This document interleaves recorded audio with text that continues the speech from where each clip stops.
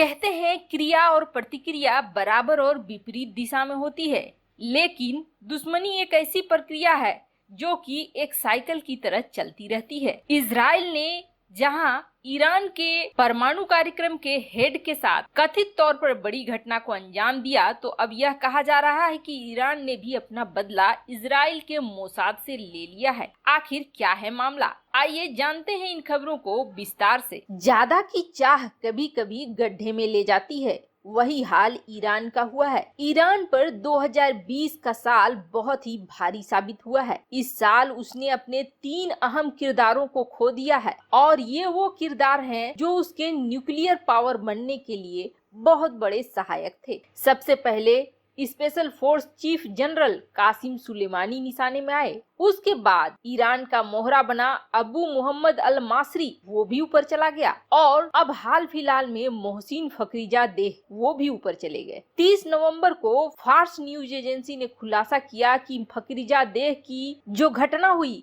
उसके लिए remote control वाली मशीन गन का इस्तेमाल हुआ था और कहा यह जा रहा था कि यह गन किसी दूसरे कार से ऑपरेट हो रही थी। ईरान का आरोप है कि अमेरिका और इजराइल की खुफिया एजेंसी ने इन घटनाओं को अंजाम दिया। हालांकि अब तक अल मासरी पर उसने औपचारिक तौर पर कुछ नहीं कहा है। अब जरा समझते हैं कि बात क्या है, क्यों आखिर इस तरह की घटनाएं ईरान के साथ हो रही हैं और कैसे ईरान ने आखिरकार अपना बदला चुका लिया है। करीब 20 साल से ईरान एटमी ताकत बनने की कोशिश कर रहा है। अमेरिका समेत पश्चिमी देश, इजराइल और अरब वर्ल्ड को ऐसा लगता है कि अगर ईरान के पास यह हथियार बन गया तो इससे दुनिया को एक नया खतरा पैदा हो जाएगा। 2010 में ईरान को रोकने के लिए यूएन सिक्योरिटी काउंसिल, यूरोपीय यूनियन और अमेरिका ने मिलकर पाबंदियां लगा दी। 2015 में ईरान का इन शक्तियों से समझौता हुआ और कई पाबंदियों से उसे राहत मिल गई। जनवरी 2020 में अमेरिकी राष्ट्रपति ट्रंप ने उस समझौते को रद्द कर दिया और ईरान पर कड़े प्रतिबंध लगा दिए। वैसे ये प्रतिबंध वैसे दौर में भी जारी है जब महामारी से दुनिया जूझ रही है। एक वक्त ऐसा आया जब ईरान ने खुलकर यह कहा कि इस वक्त पर उसका दोस्तों ने भी साथ नहीं दिया। साफ तौर पर ईरान का इशारा भारत की तरफ था।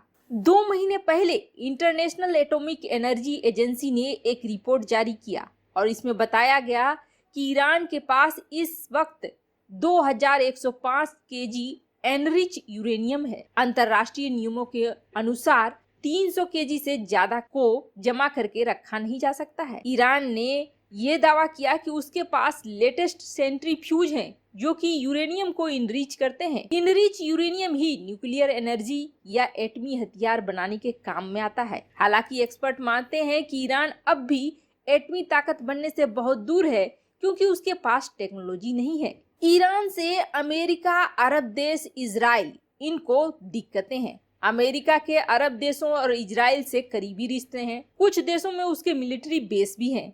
अमेरिका को लगता है कि ईरान ने एटमी ताकत हासिल कर ली तो अरब देशों पर उसका दबदबा काफी बढ़ जाएगा। वहीं अरब देश सुरक्षा और हथियारों के लिए 95% अमेरिका पर निर्भर है। ईरान शिया है जबकि अरब देश सुन्नी बहुल है। अरब देशों की शाही हुकूमतों को ऐसा लगता है कि ईरान के पास अगर यह ताकत आ गई तो वो इसका इस्तेमाल अरब देशों के खिलाफ करेगा। अब बात आ गई इजराइल की, तो अरब देशों के लिए इजराइल पहले ईरान की तरह ही दुश्मन देश था। अब बहरीन और यूएई के बाद सऊदी अरब भी उसके करीब जा रहा है। अरब देशों के पेट्रो डॉलर और इजराइल की टेक्नोलॉजी, मिलिट्री पावर ईरान को रोकने में लगी हुई है। ईरान और इजराइल के रिश्ते अमेरिका, फिलिस्तीन और अरब देशों की वजह से बिल्कुल खत्म हो चुके हैं और वे दुश्मन देश हैं। जनरल कासिम सुलेमानी जो कि ईरान के स्पेशल फोर्स के कमांडर इन चीफ थे, ईरान की जनता राष्ट्रपति हसन रूहानी से ज्यादा उन्हें पसंद करती थी।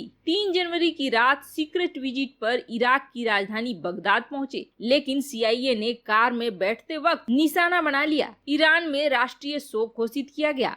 अमेरिका को बदला लेने की धमकी भी दे दी गई। अब तक वैसे कुछ नहीं हुआ था। उसके बाद नंबर आया अबू मोहम्मद अल मासरी का, जो कि अलकायदा में कभी नंबर 2 पे था।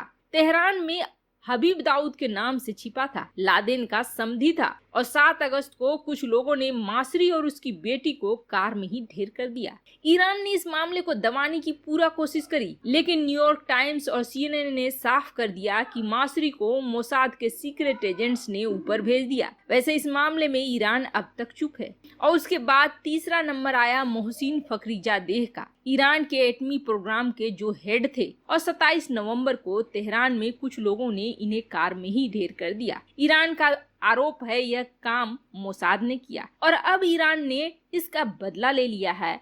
ईरान ने इस चीज को वैसे अपने मीडिया में जगह दी है। आखिर ईरान ने कैसे बदला ले लिया और क्या किया है? अब ऐसा कहा जा रहा है कि ईरान ने इजराइल से अपना बदला ले लिया है। इजराइल से आ रही अपुष्ट रिपोर्टों में कहा जा रहा है कि एक 45 वर्षीय इजरायली व्यक्ति की हत्या कर दी गई है। ईरानी मीडिया में यह दावा किया जा रहा है कि जिस शख्स के साथ यह घटना हुई है वह इजरायली देश की खुफिया एजेंसी मोसाद का वरिष्ठ कमांडर था। बताया यह जा रहा है कि इस कांड को गुरुवार को इजराइल की राजधानी तेल अवीव में ही अंजाम दिया गया। सोशल मीडिया में दावा किया जा रहा है कि ईरान के खुफिया दस्ते ने मोसाद अधिकारी के साथ यह घटना करके ईरानी परमाणु वैज्ञानिक की हत्या का बदला ले लिया है। कहा जा रहा है ईरानी मीडिया में कि मारे गए मोसाद अधिकारी का नाम फहमी हिनावी है। इस कांड का वीडियो अब सोशल मीडिया में भी वायरल हो रहा है और इस वीडियो के वायरल होने के बाद सोशल मीडिया पर दावा किया जा रहा है कि ईरानी परमाणु वैज्ञानिक मोहसिन फखरीजादेह की साथ जो घटना हुई, अब ईरान ने जवाबी कार्रवाई मोसाद के खिलाफ की है। ईरान के सरकारी टीवी चैनल प्रेस टीवी की अपुष्ट रिपोर्ट के मुताबिक जिस शख्स के साथ यह घटना हुई इजरायली मोसाद का एक अधिकारी था। इजरायली व्यक्ति तेल अवीव में रेड लाइट पर अपनी कार में था। इसी दौरान उसकी गाड़ी पर 15 गोलियां बरसाई गई और कहा यह जा रहा है कि जिन लोगों ने यह हरकत करी वो तत्काल वहां से फरार हो गए, उनका पता नहीं चल पाया है। और कई ऐसी वीडियो दिख रही हैं जिनमें एक कार बीच रास्ते में रुकी हुई है और उसके चारों तरफ पुलिस का सख्त जमावड़ा है। वैसे अभी तक यह साफ नहीं हो पाया है कि यह वीडियो हत्या के तत्काल बाद का है या नहीं है। यही नहीं, घटनास्थल की तस्वीरें भी सोशल मीडिया में शेयर की जा रही है और इन तस्वीरों में नजर आ रहा है कि कार के दरवाजे पर कई गोलियां लगी हैं। दावा किया जा रहा है कि यह वही कार है जिसमें मोसाद के अधिकारी बैठे थे और उन पर हमला हुआ। अभी तक इस घटना से इजराइल की तरफ से कोई आधिकारिक बयान नहीं आया है। यही नहीं, इजरायली मीडिया में भी इस घटना के बारे में कोई जानकारी नहीं आई है। हालांकि इजराइल काफी चुस्त दुरुस्त है और मोसाद के बारे में तो ये भी कहा जाता है कि दुनिया की सबसे ताकतवर खुफिया एजेंसी में से एक है।